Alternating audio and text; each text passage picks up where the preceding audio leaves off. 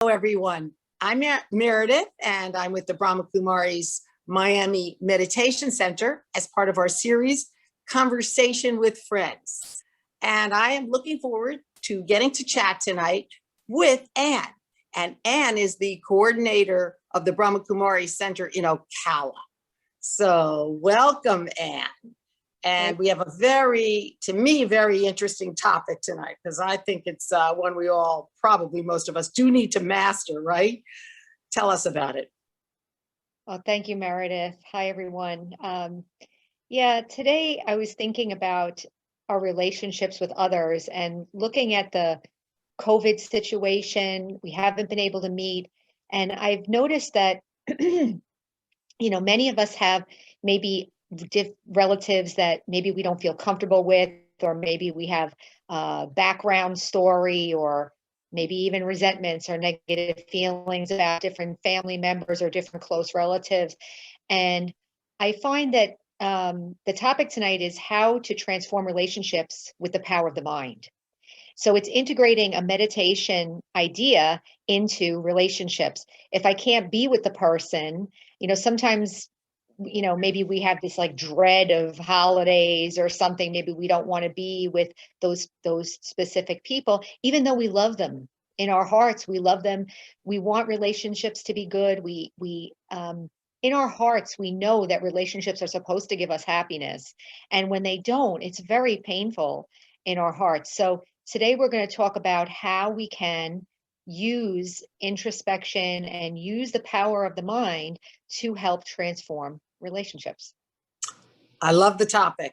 And I'm wondering, what is it that happens with, and as you were saying, especially often it's the people that are closest to us, as you say, the people that we're supposed to love and they love us back. And then to me, it always starts with something little. And it's like you might be annoyed by somebody, right? Somebody does something that you don't like, or they behave a certain way. And then there's friction. And would you say that unless you really, really transform that and change that feeling about them, it's not even going to stay the same? Does it often get worse?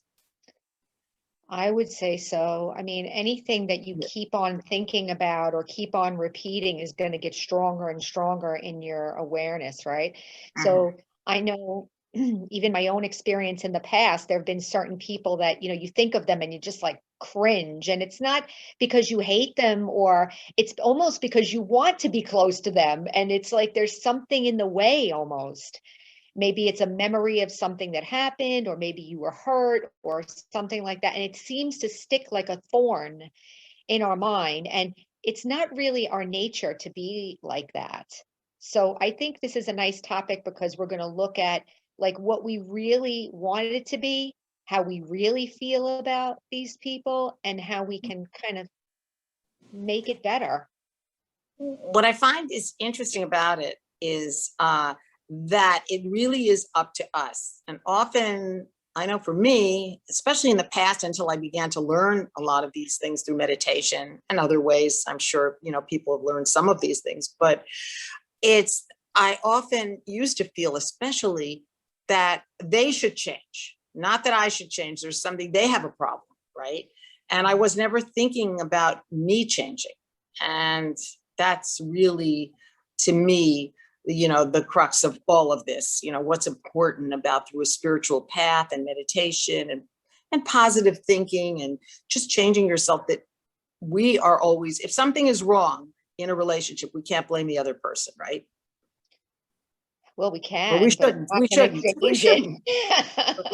We do, but well, yeah. We do it. I mean, that's the situation, right? I mean, where we feel hurt, and then we associate that hurt with that person's behavior, that person's attitude, something that happened with that person. So I associate my hurting with them, or the memory of them, or the action. And what we learn in Raj Yoga meditation is we learn about something called sanskars, or something called like our inner personality traits. And they are individual. So for instance, if you have the person that's bothering you in your family and they act out, at the family gathering, and I could be cringing and hurt and feel bad, and my sister might be like, oh, whatever. So why is it that the person could be doing the same thing and I would feel bad or hurt, but somebody next to me wouldn't? And I find that that piece of information from Raj Yoga study, meditation, has really at least begun to chip away at that hardness between people, to realize that I need to take care of myself. I need to look at why I feel hurt. Do I have expectations of this person? Do I feel like they should be something that they're not? Am I not taking care of my own boundaries? Sometimes it's not their fault. Sometimes I'm doing too much or too little. So there's a lot to look at when we start looking at ourselves. Yeah, I mean, that's the key, is just really, I think that it starts with going within, right? And going within and trying to understand on a deeper level what it is, because maybe it's that person reminds you of something that happened to you as a child, or the way somebody treats you. And it might not be family. We're also talking about, we try to change friends, right? We try to change, I know at work, in my life, work was a challenge with certain people until I began to learn that it was about me, and it wasn't about, I can remember people that I worked with, especially in television, live TV that I was doing. There was always a conflict. I'm not saying just with me, there was just a conflict with someone and someone else at work because of the pressure. So, excuse me again. Let me just take some water. I think, would you say pressure sometimes in people's lives activates that, that dislike for certain people? You're under pressure and then you let it out on somebody closest to you.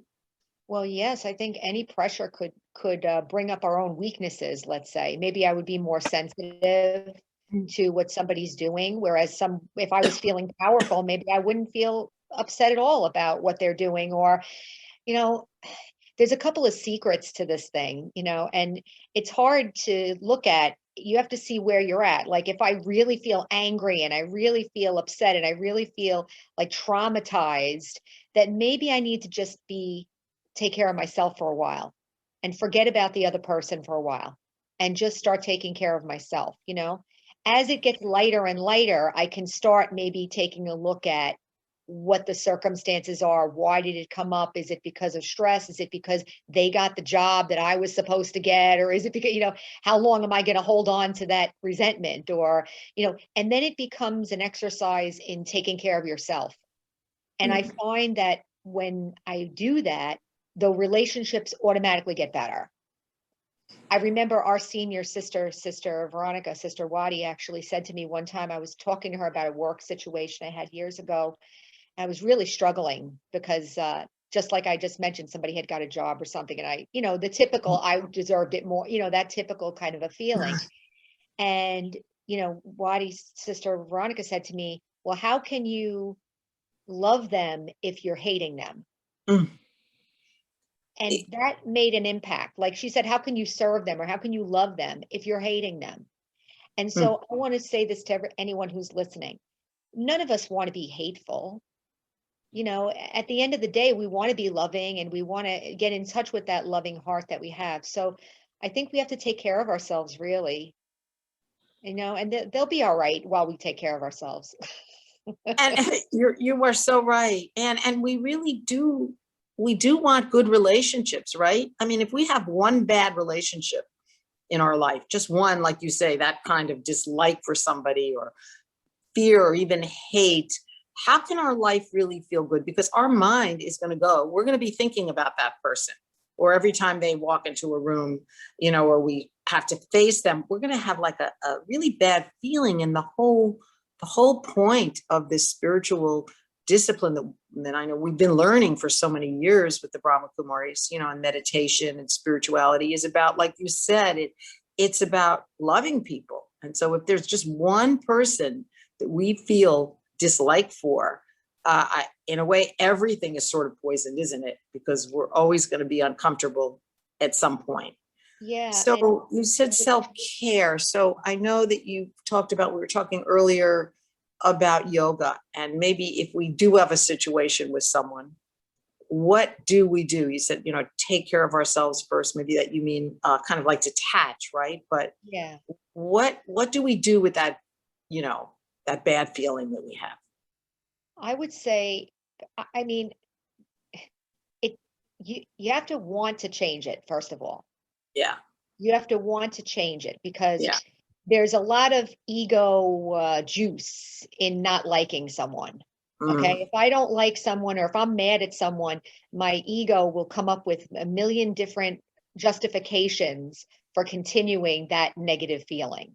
So the first step is to actually want to change it, not change them, but want to change the way you think and feel so that the relationship can be better, not negative. So that's the first step. The first step is that you want to change it and you're willing mm, to do something to change it other mhm. than just focus on them. Yeah. Uh-huh. So You're that's, willing to do the work. Right. yeah, I mean, and here's the thing. My experience is that anything fear or hate really comes from a weakness inside or a hurt inside that may or may not have anything to do with that person. Yeah. So for instance, like if I feel um, jealous of someone, okay, Right. what is the root of that jealousy? The root of that jealousy is that I feel insecure.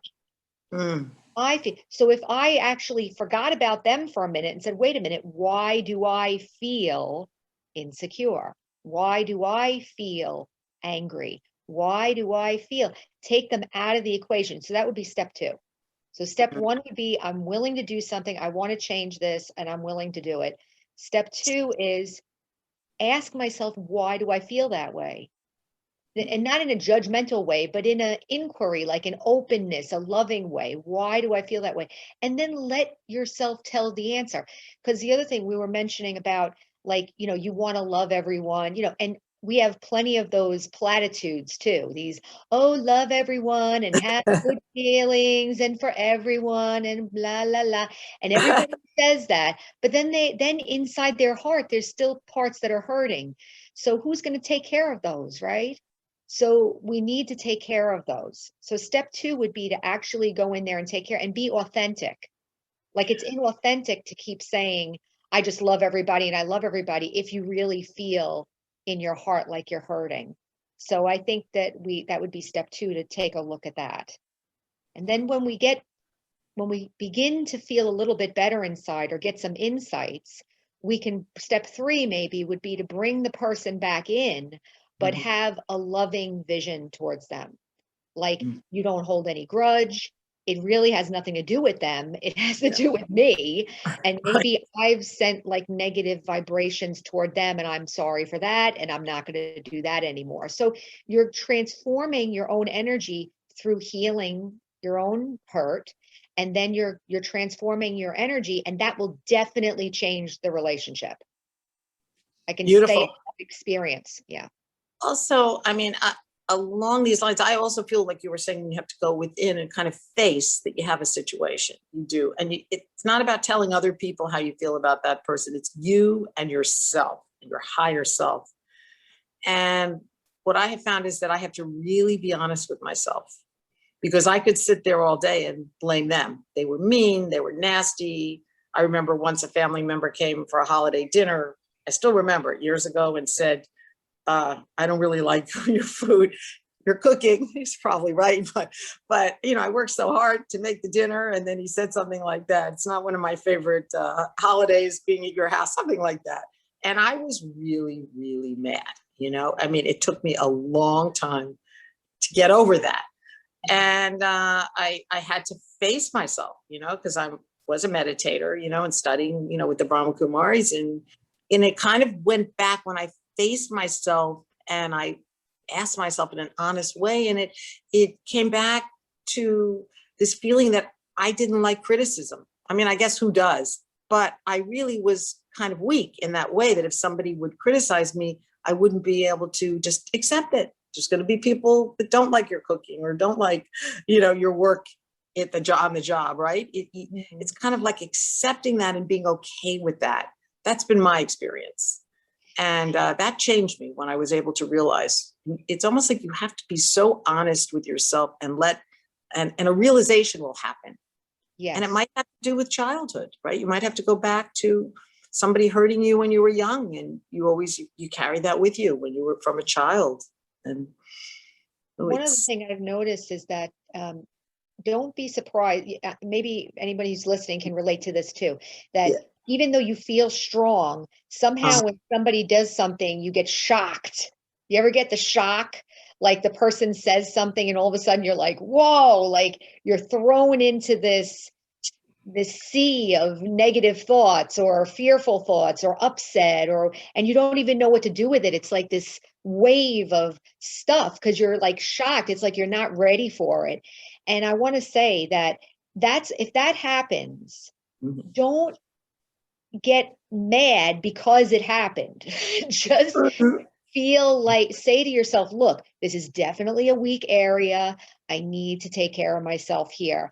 I want to get to the point where I'm not shocked, obviously, but the fact that I was, because then we get embarrassed, we feel mortified, we feel humiliated, we feel weak. Maybe we say something back, or maybe we don't handle the situation well. So then maybe there's cleanup to do after it, So I just want to say that on this spiritual journey, have unlimited love and patience for yourself. Your good intention to get better and to get positive and to become a loving being and to become whole and complete and powerful is enough. Do not worry about mistakes or anything. Just have unlimited love and patience for yourself.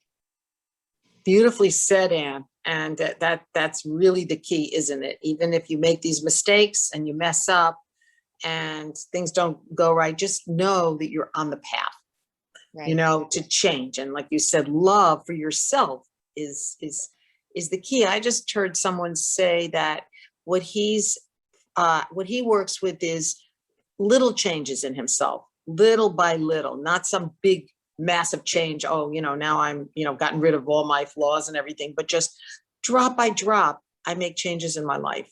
And I'm proud of, I'm happy with myself because I know that little by little I'm changing. And that's what, Brahma Kumari's meditation is all about, is really self-change, changing ourselves to be happier, to be more fulfilled, to be better. And meditation is, as anybody that watches our programs knows about the Brahma Kumari's meditation, for us is really a very key element. So why don't we do some meditation with everybody and work on this, if something's going on inside.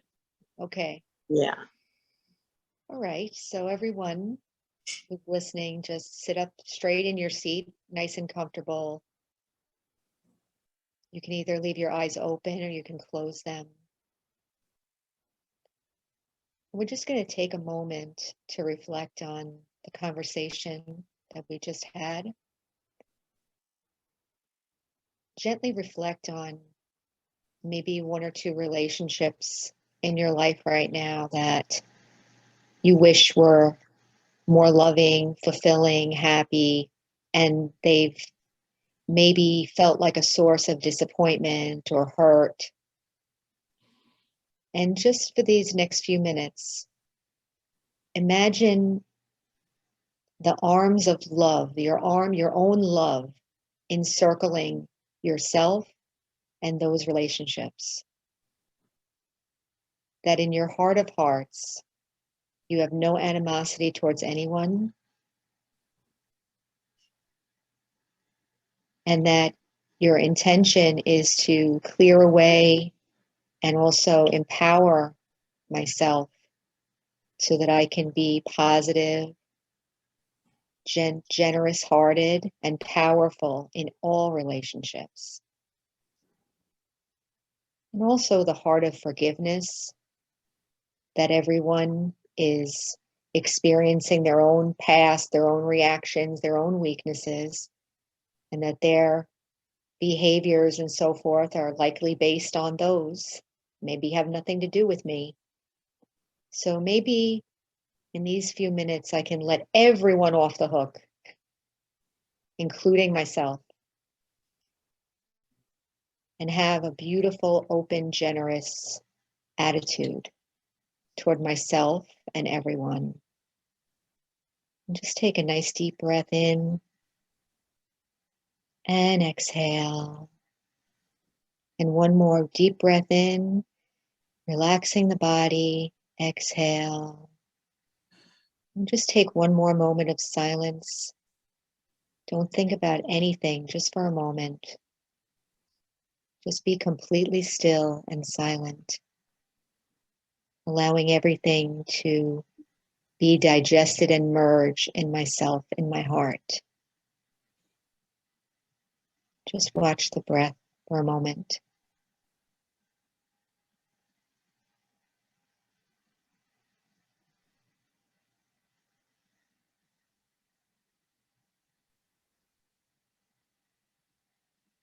It's okay to be quiet with the self.